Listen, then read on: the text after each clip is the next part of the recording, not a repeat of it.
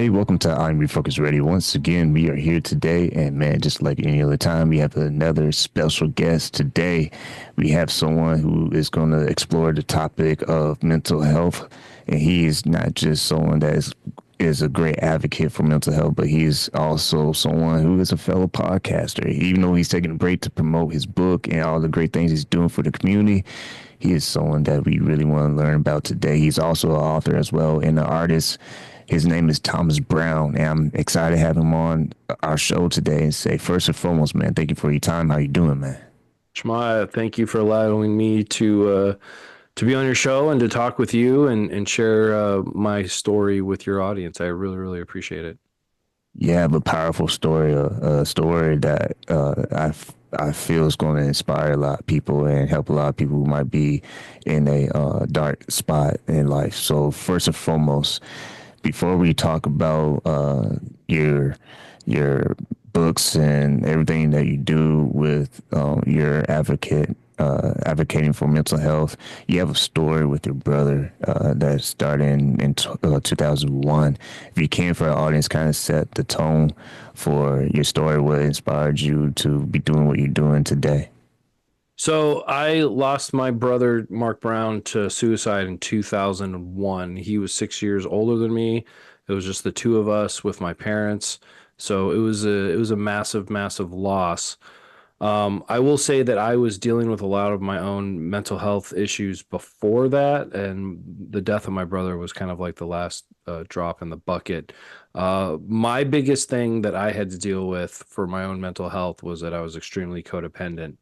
And with my codependency, I have avoided or ignored my own life passion and purpose. And I've always found myself in toxic relationships, both in fellowship with my buddies, the guys that I used to like run around with, and also in intimate relationships with women. And it took me a long time, rather than like delving into myself. I've always been open with my emotions. I think as an artist and as a creative person, I'm an extremely emotional person. I've always been known as being the person that shares his feelings and never had a problem crying.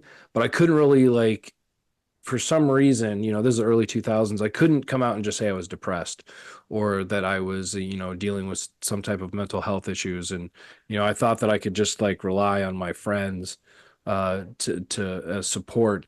And in doing so, I didn't really go out and seek out any type of professional help for myself. And what emotional bandwidth and strength that I might have had after my brother died, I tried to put that into my parents and help them as much as I could. But not having the emotional skill set, the emotional intelligence, the tools one needs to navigate grief and trauma, for myself, there was no way I could be helpful to my parents.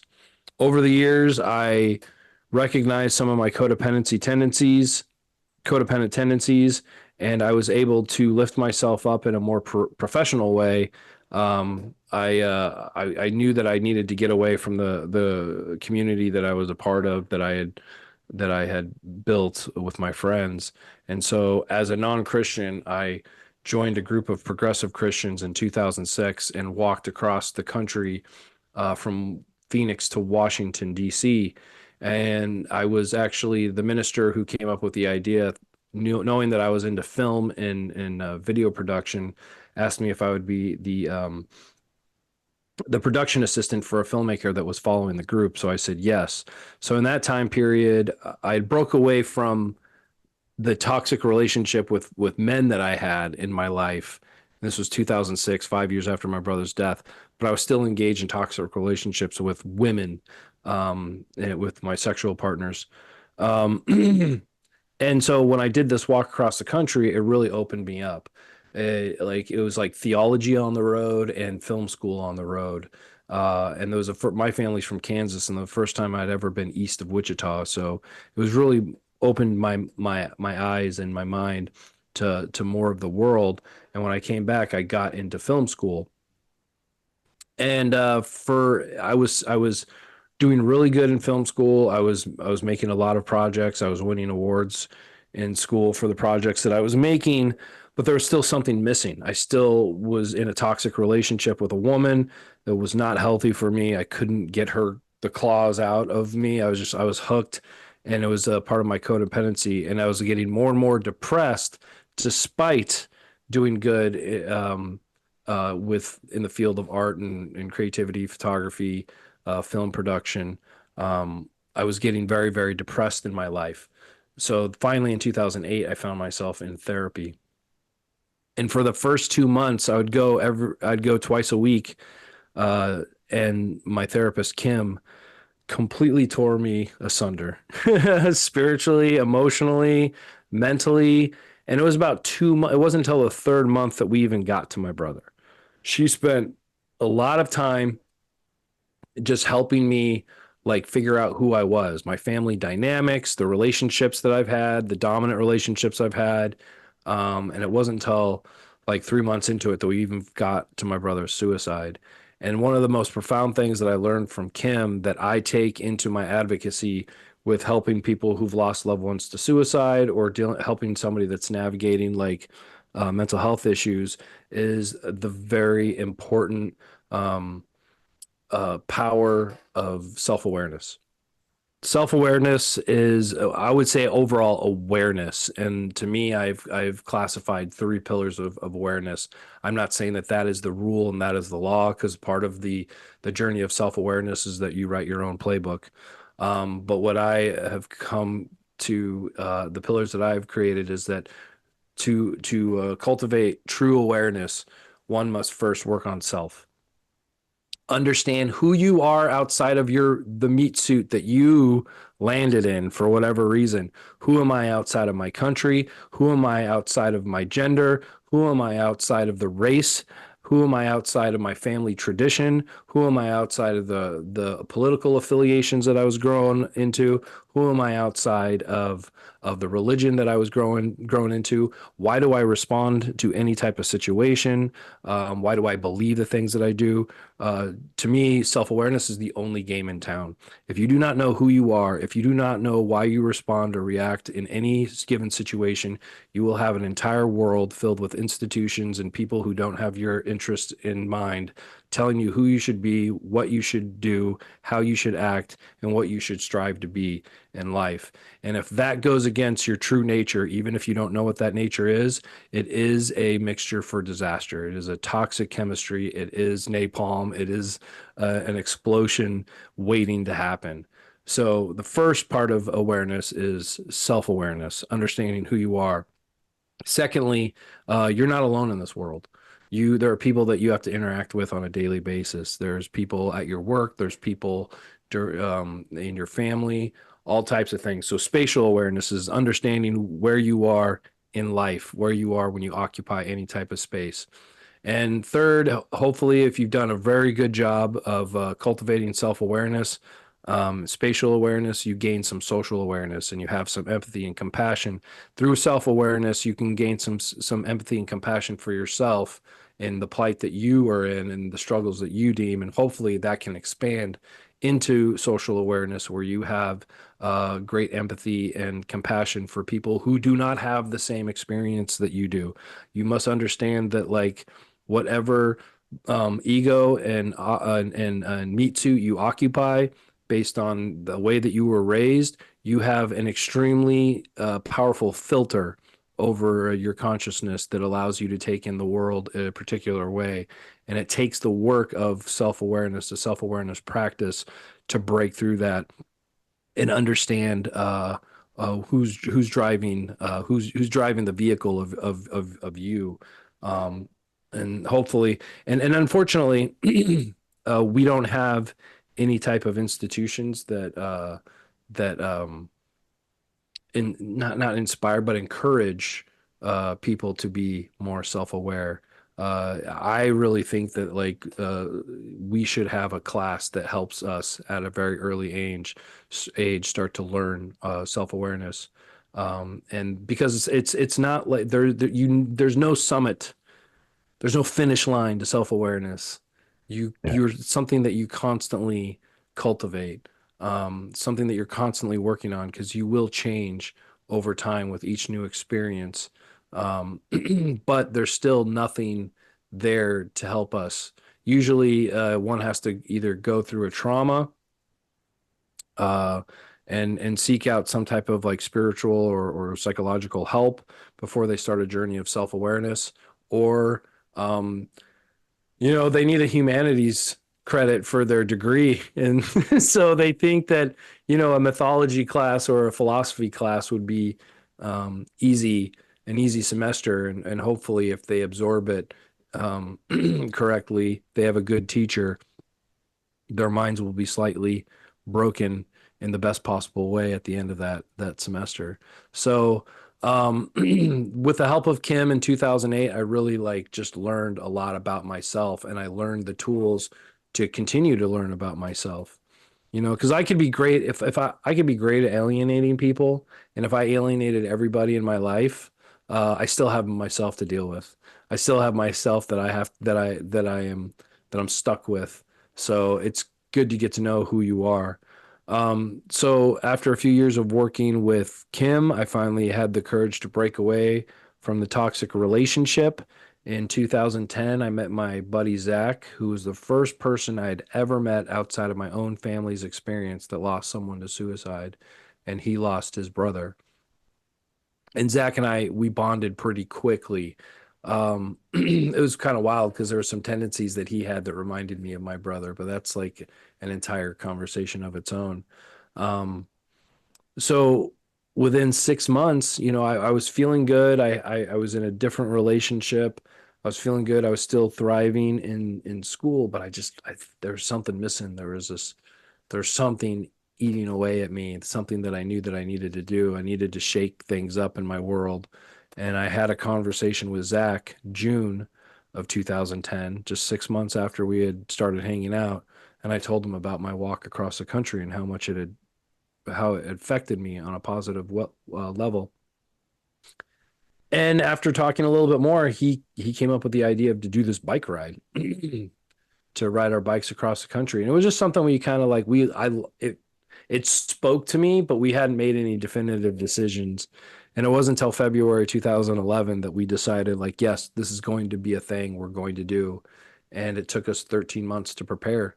It took us 13 months to raise money. It took us 13 months to get the word out, to create a website, to get some type of like community backing. We found a local uh, mental health facility and crisis center that backed us by putting us underneath their 501(c)(3) so that we could get donations. Um, we had to do some physical training, but living in Phoenix, Arizona, and having like almost full-time jobs, it's hard to do a lot of like strength and cycling training, and we don't have a lot of mountains to, in the valley to like deal with. And the first state we started in was California, and California's got some hills, man, especially in San Francisco. So, it took us a lot. We decided that we wanted to get the bang for the buck for our experience. So instead of doing like a straight line, which would have been like, from sea to sea, it would have been like 3,000 miles plus some change. Um, we opted to double that. So instead of doing a straight line, we did a giant W throughout the entire country. Um, and it took us 7 months to ride our bike across the country, stopping in over 100 cities, having events, meeting with people that had lost loved ones to suicide. And for me, at that point, I felt like I had already come to terms with the loss of my brother. I accepted the fact that he was gone and that he wasn't coming back. And so I just wanted to learn I knew my experience. I felt it was important to learn from other people. Uh, you know, what was their experience with law enforcement? Because when you call the police, when somebody you love has done the act of suicide, police are always going to see it as a homicide until their investigation concludes that it isn't. So that's always like could, at least back in that time period, it's a sign of contention. you're suffering this trauma, and you're kind of being looked at as a suspect at first. So, um, so learning about people's experience with law enforcement, learning about people's experience with the community, because suicide could be seen as a taboo subject. Were they treated with grace from their community, or were they ostracized?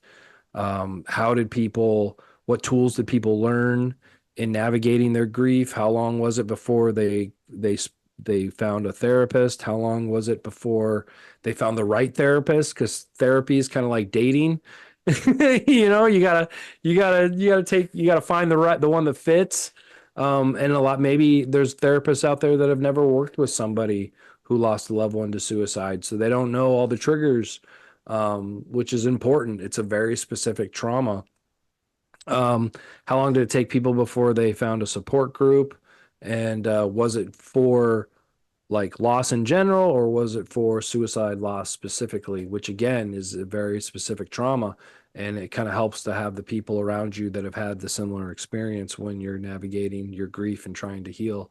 So we just learned a lot of things from other people, and we just shared our message, which was the importance of self-awareness and our reverence for art and creativity. We really feel that like art is something that brings people together, even though we may not think of it. We think of like, oh, music brings people together. Film and interest in film or books can bring people together, but that is art. That's creation. That's the that it's there's so many forms of art out there, and if people don't look at themselves as creative people, we invited them to through thorough introspection, look at their life as a piece of art, in which each decision that they make is kind of like them, the brush stroke across the canvas, and them creating their own life and their own existence, hopefully for the betterment. So that's pretty much the entire journey in a nutshell. That's the speed dating version of my journey. When I came back from the bike ride, I wanted to originally do a documentary because I'm very much film minded, but we didn't raise enough money to hire somebody to come along with us, and I knew that it would be too hard for me to try to like do the bike ride, coordinate with other organizations and towns down the road, do the events and film everything. That was just too much. Plus riding my bike. Um, so even though I had a camera with me and I continued to shoot footage of our scenery, a lot of interviews with activists and therapists, I knew that I was going to write a book. I wasn't able to get as much footage as I wanted, but I got a ton of interviews, and those interviews and the footage of the scenery kind of like kept the journey with me, along with an extensive diary that I kept, keeping notes day by day, and even like a couple entries, more than one entry in a day. So, between my diary and the footage, I was able to write a book, 2012, A Bicycle Odyssey. You can get it through my website, risephoenix.org, or it's the link is to the Amazon. But it's 2012, A Bicycle Odyssey. In it, I kind of like promote Joseph Campbell's philosophy of the hero's journey, the monomyth of the hero's journey, and I show how that 17 step of the hero's journey applied to my life. And I invite people to look at their lives as like the great narrative of their story, and how to be present with it as they are thrust into circumstances that they don't usually want to find themselves in, and how to navigate that. So I hope that like, you know, that people I always encourage people to start their journey of self-awareness and self-discovery, and be open to the infinite possibilities that are at their fingertips, and knowing that like, depression and suicidal ideation, sadness, that all of these are just like little bumps in the road, and that the only way out is through. And if you find yourself in the dark forest, keep walking and you'll get to the light. Once again, listen, Refocused Radio talking to our guest today, Thomas Brown. And man, you did it right there. We have the full like you said, the speed dating version of the story. So we have about 6 minutes left. So real quick, what I gained from all this is number one, you made progress throughout time. It wasn't like you said earlier, you swung the bat and hit a home run and life forever changed and the flowers and sunshine was just coming every single day. And I think that's important because a lot of times we can listen to these interviews or just people's life successes and we just assume from the outside that, oh yeah, he just woke up one day and it just got better. Like, no, it is definitely bumps. I like to say series of bumps. Sometimes years later, be a bigger bump. And then you just you adjust to it and I love what you said, you keep walking in the dark and eventually you find the light. I think that's powerful because when you understand the potential that you really have in life, sometimes it takes those bumps just for you to understand the potential that is really there. You know, when life is easy, of course, you know, it kind of gets boring because it's just redundant. And it's like, okay, everything's perfect. And then when life hits you, that's when the ultimate test starts. And it's like, oh, shoot, I guess I really had to think about this. And I love what you said with your experience with the therapist and how she spent time to get to know you first and not just jump the gun on why you were there in the first place. And I think that is telling because, like you said, if therapists are like dating, yeah, you need someone that's actually going to tell you what you need to hear, not someone that's just going to tell you what you want to hear. So, if you have a message for those out there who are listening to this episode, just words of encouragement. Maybe they know someone that has committed suicide, or they know someone who has experienced a family or friend who has experienced suicide. Outside of therapy, were there any additional nonprofit organizations or resources out there that helps you that can probably help someone listening? American Association of Suicidology is a good one. Um, another one out there is American Foundation for Suicide Awareness. But like just look and see what's going on locally. Even if you're not dealing with in crisis, 988 is the national hotline. You can get resources about what's happening in your community locally through that. Um, but just keep you just have to like you have to keep at it's so cliche, but like you just have to keep at it. Find the thing that brings you joy and brings you peace and cultivate that and work on that and know that like you know even if you just do a little bit of work on it each day. Even if we were only traveling an inch a day, you're still traveling an inch. Look at the big picture. We live in a society that covets convenience and a journey of self awareness, a journey of self discovery, and overcoming and healing from trauma and grief isn't convenient. And just understand that like it takes time, but you have the time, so keep moving. I love that. And I think that is well said because if people took the time to just enjoy time, Hmm. then life, you know how they had the old commercials where the parents pushing the kid and the kid comes back in the swing and a grown person is like, yeah, it's hard to push this person now. Like I kind of look at that at life difficulties. It's like Yeah. when you start to realize, hey, while I have time left on this earth, I can actually do something about this versus I'm just going to let it simmer and see where it goes because it might just be more difficult later. Like, if Yeah, you no don't doubt. tackle it now, oh man, it's going to be a lot more harder later. So, as you have been able to see yourself, not just understand your life journey, purpose, and passion, and vision for what you want to do with your life, what's one thing that you learned since the therapy, since the friendships that you've been able to cultivate? What have you learned about yourself that you appreciate today that you were kind of, in the dark looking back in the day? I'm going to be okay. that I'm going to be okay, and that like whenever a bad situation happens, I still feel about it. I allow myself to feel. You have to allow yourself to feel, otherwise that will fester and it can turn into something else. So allow yourself to feel, even if it's scary and painful. Allow yourself to feel and express that, hopefully, and I encourage you to do it in a positive way. But after that, it's like, the first step of Joseph Campbell's monomyth is the call to adventure, or it's also a call to action.